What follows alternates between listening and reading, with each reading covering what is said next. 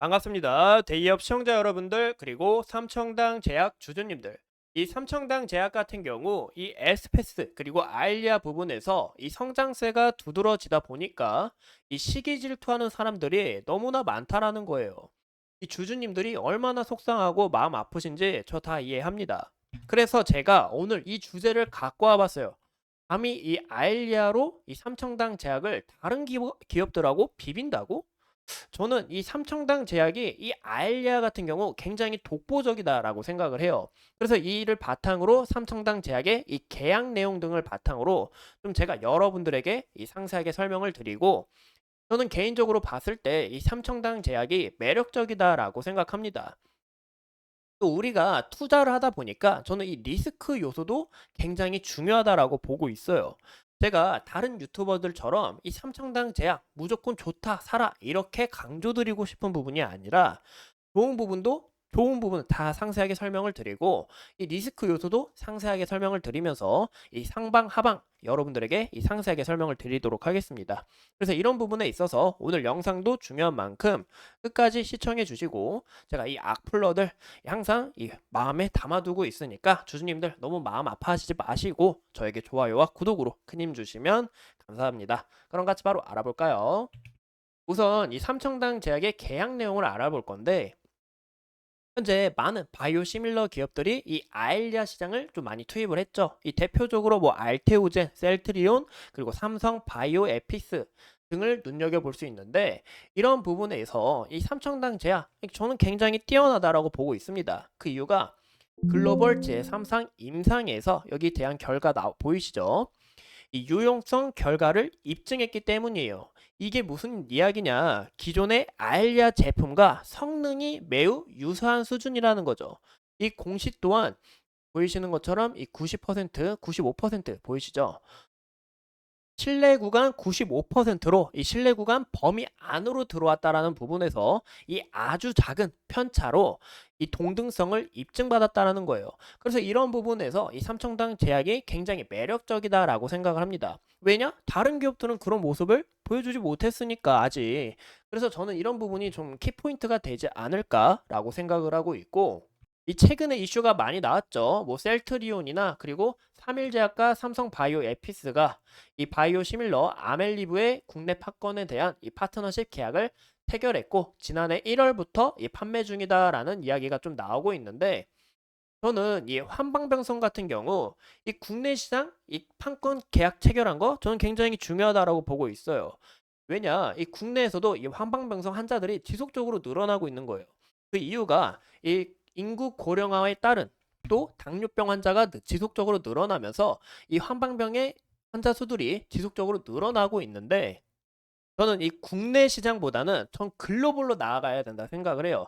그 이유가 이 삼성 이제 아일리아 오리지널 제약사의 이 리제넬론과 이 바이엘의 실적을 봤을 때 이 두 가지를 합친다면 약 19조가 됩니다. 이 국내하고 해외하고 영향을 미칠 수가 국내 실적하고 이 해외 실적하고 이 굉장히 크게 차이가 난다라는 것을 우리가 볼 수 있겠죠. 그런데 이런 부분에 있어서 이 삼청당 제약은 글로벌적으로 나아갔다라는 거예요. 저는 이게 굉장히 키포인트라고 생각을 합니다. 보시는 것처럼 일본에 대한 이 황방병성 치료제 계약과 또 최근에 이 아일리아 바이오시밀러 유럽 15개국을 이 체결했다라는 부분에 있어서 이 국내 시장도 굉장히 중요하지만 삼청당 제약은 글로벌적으로 나아가려고 준비 중에 있다라는 거예요. 그리고 이 시장 규모 자체가 이 국내하고 비교할 수 없을 정도로 굉장히 크다라는 거죠. 그래서 저는 이런 부분에서 이 삼청당 제약이 모멘텀이 더 크게 불러오지 않을까라고 생각을 하고 있고, 또 최근에 삼청당 제약이 미국 FDA 삼청당 제약 녹내장 점환제 수입을 승인했는데, 저는 이 부분 굉장히 중요하다라고 보고 있습니다. 그 이유가 이 점안제 자체가 굉장히 까다로워요. 이 FDA 승인을 받는 게 원래 FDA 승인 받는 거 굉장히 까다롭지만 이 눈이기 때문에 더욱 까다롭다고 이야기를 들었습니다. 그만큼 경쟁자도 적고 개발이 까다로운 것으로 알고 있어요. 근데 이 부분에 있어서 저는 이게 왜 키포인트라고 이야기를 드리니까, 이 삼청당 제약이 미국으로 이제 유럽으로 이 아일리아 시밀러를 좀 장악하기 전에 이 유럽의 녹내장 점환제를 승인을 신청받으면서 시작을 했다라는 거예요. 그래서 이런 부분에 있어서 이 삼청당 제약이 미국 FDA의 수입 승인을 인정받은 만큼 추가적으로 이 미국 시장으로도 진출할 수 있다라는 거죠. 그래서 저는 이 부분이 굉장히 앞으로 크게 성장하지 않을까라고 추측을 해보고 있는 겁니다.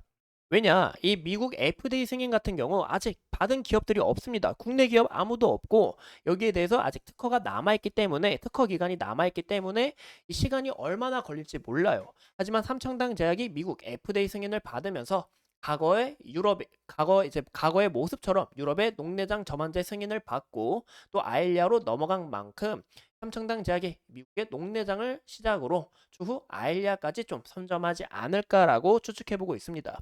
그래서 이런 부분에서 굉장히 기대가 된다라고 볼 수가 있고, 여러분들 이 환방병성이 이제 눈을 치료하는 약인데, 죄송합니다. 이제 이 아일리아가 이제 눈을 치료하는 약인데, 이 제품이 이 프린필드 실린지를 씁니다. 이 프린필드 실린지가 뭐냐면 이렇게 생긴 약이에요. 이 약이 현재 시장 규모에서 약 점유율 90%를 차지하고 있습니다. 그 이유가 뭐냐면 이제 눈에 들어가는 만큼 이 약물이 딱 일정해야 된다라는 거예요. 근데 이 프린필드 실린지 보면 여기에 보이시는 것처럼 약물이 딱 들어가 있는 거 볼 수 있죠. 그리고 주사바늘 이 깔끔하게 딱 청결 있게 이렇게 정리된 것도 우리가 볼 수 있습니다.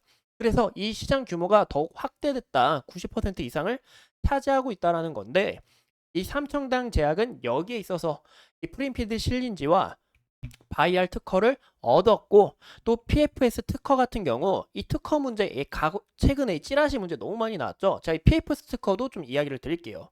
이 노바티스 특허를 피해서 진행을 했는데 이 노바티스의 안티 VGF에 대한 이 포괄적으로 부분에 있어서 이 삼청당 제약이 이 재질이나 그리고 코팅 디자인 이런 부분까지 다 피해서 제작을 했습니다. 또한 이 아일리아 자체가 약 용량이 굉장히 적어요. 제가 알기로 이제 40mg 정도 되는 것으로 알고 있는데 이 적은 용량에 맞춰서 제작할 수 있는 회사가 별로 없습니다. 근데 삼청당 제약이 이런 부분에 있어서 기술력이 굉장히 뛰어나다라는 거죠. 그래서 저는 이 부분에 있어서 삼청당 제약이 더 모멘텀이 더 크게 불어오지 않을까? 또 시장을 진출할 때 있어서 이 퍼스트 제네릭으로서 더 크게 부응하지 않을까라고 추측을 해보고 있는 겁니다. 그래서 이런 부분을 우리가 좀 참고해 주시면 좋을 것 같고 앞으로 추가적인 모멘텀 어디서 나오냐? 현재 삼청당 제약이 러시아, 중국, 그리고 중남미, 중동 등을 대상으로 이제 계약을 진행 중에 있어요. 그래서 여기에 대한 이슈가 또 부각될 수 있다라는 점과 제가 어제 이제 아일리아에 대한 현재 진행 상황을 말씀드렸는데 현재 가격들이 굉장히 비쌉니다. 그래서 삼청당 제약이 여기서 약 가격을 3분의 1이나 이 4분의 1 굉장히 인하돼서 출연할 수 있다라는 겁니다. 그럼 이 가격 경쟁력으로 수익성을 크게 확보할 수 있는데 무엇보다 삼청당 제약이 이 PFS와 바이알에 대한 특허를 회피하고 여기에 있어서 허가를 신청했기 때문에 이런 부분에 있어서 이 시장이 더 확장되지 않을까, 삼청당 제약이 점유율을 크게 가져오지 않을까라고 생각을 하고 있는 거죠. 또 이제 주주님들이라면 이제 캐나다 아포텍스 많이들 아실 거라 생각합니다. 이 삼청당 제약하고 이 계약을 맺은 기업인데 이 캐나다 아포텍스 기업이 현재 미국 시장으로 진출하기 위해서 준비 중에 있다라는 겁니다.